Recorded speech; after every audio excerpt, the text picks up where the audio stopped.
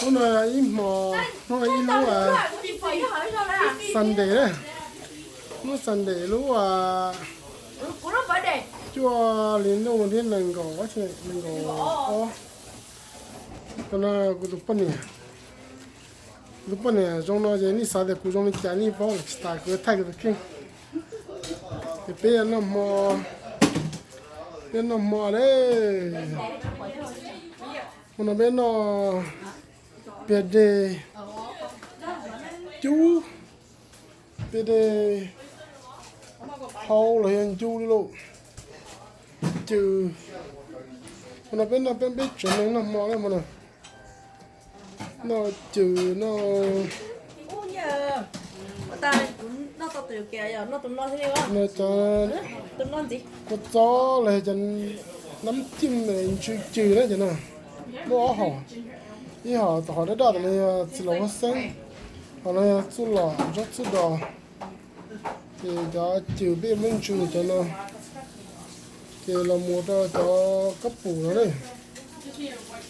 cấp phủ nó có lo cái thế này cấp phủ này cho nên cho nó bé chuyển thành những lòng mò đấy cho nên chỉ biết nó mò biết nó cho nó sẽ chỉ nó ngay bùa chỉ nó ngay nhung chỉ nó ngay dề biết nó con đau giật chua là chỉ nó biết là nó trừ cái cấp phủ nó biết thế nào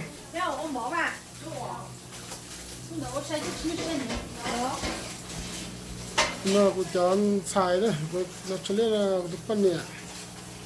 thì chọn xài tụi nó chọn xài chỉ o yếu chỉ lại, thì mình là tụi nó cái tôi sai pe, cái nào mà mình xài lót của nó, thì mình thay của cho tu thì cho tu thì cho là tu chọn xài cho không gì, thế rồi. hôm nay của tôi tham gia tôi phong như này hoa phong này tôi dùng này của tôi hoa Andy này tôi dùng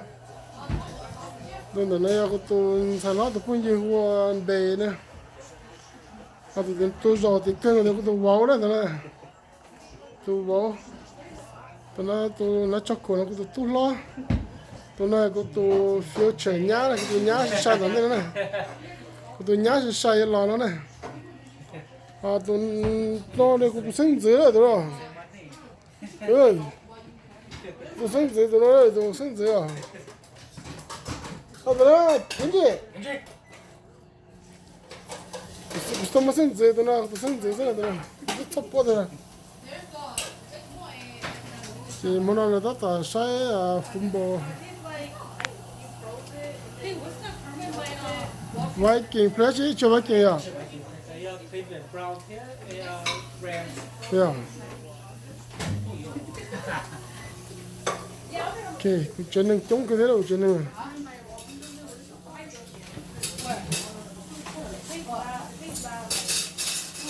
Nó rất là một, nó là nó